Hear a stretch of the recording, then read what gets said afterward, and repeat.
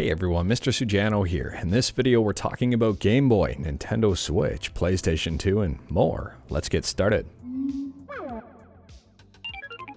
Alright, we'll kick things off here talking about Nintendo Switch emulation on Android with Skyline. And Skyline has yet another update. If you head to skyline-emu.1 and click on download, you'll see the latest version here is version 1851. Version 1850 was also released today. So version 1851 is so hot off the press, not a lot of people have been able to test it out yet. But there are bug fixes, performance improvements, and possibly some game compatibility improvements.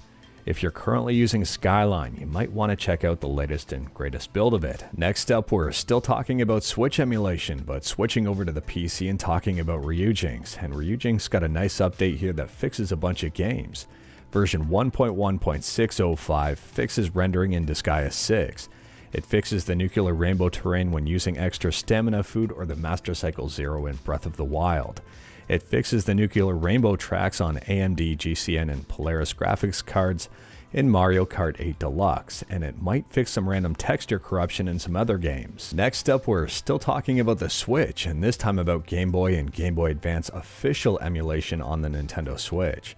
During Nintendo's Direct today, they announced that they will be having Game Boy and Game Boy Advance support, with games like Tetris, Super Mario Land 2, Mario Kart Super Circuit, the Minish Cap, and many more games heading to the Switch. Now, the only downside about this is it's part of the Nintendo Switch Online expansion pack membership. If you don't have that, you don't get access to this. But continuing on with Game Boy emulation, and we're talking about Gamebert, a Game Boy emulator built by Robert.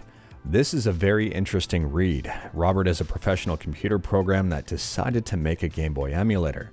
You can download it if you want, but the story here I think is the most interesting thing. If you are curious about this one at all, I highly recommend reading it, and I'll drop a link in the description below. Feel free to check it out. And next up here, we're still talking about Game Boy emulation with Boy GBC Pro.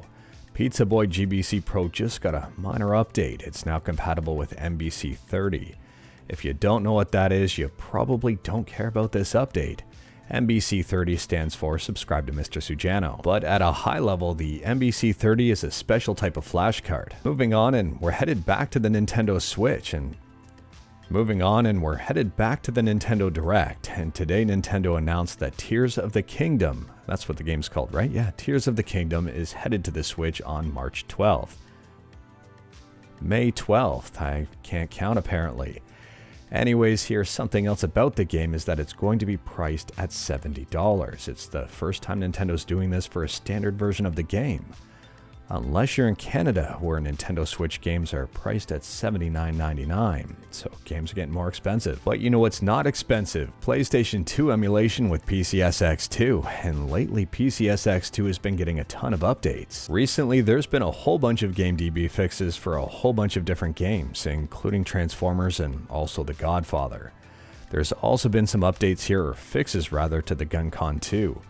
And also the ability to do manual hardware fixes if you're into stuff like that. If you're currently using the latest stable version of PCSX2, I highly recommend picking up the latest nightly build. It is far more up to date. It's actually a couple of years more up to date, and it'll have a lot more features and run better. And speaking about running better, next up we're talking about a Mega Man 4 port on the SNES, and Mega Man 4 SNES Rev B has just released. Previously was Rev A. This one has some audio fixes. If you're curious about it, I'll drop a link to this tweet in the description below. Feel free to check it out. And on a side note here, that developer is the same person behind The Legend of Link on the NES, and I'll leave a link to this one in the description below. And speaking about Zelda, if you ever wanted to play as Old Man Link, The Legend of Zelda The Winter Lion just got a brand new release. Version 1.0 is available on romhacking.net. I'll leave a link in the description below. The Winter Lion is described as not that difficult and more of a story-driven game, and it will be something I'll be checking out. And speaking about checking out, next up we're talking about a fan-made game, Mega Man X Innocent Impulse.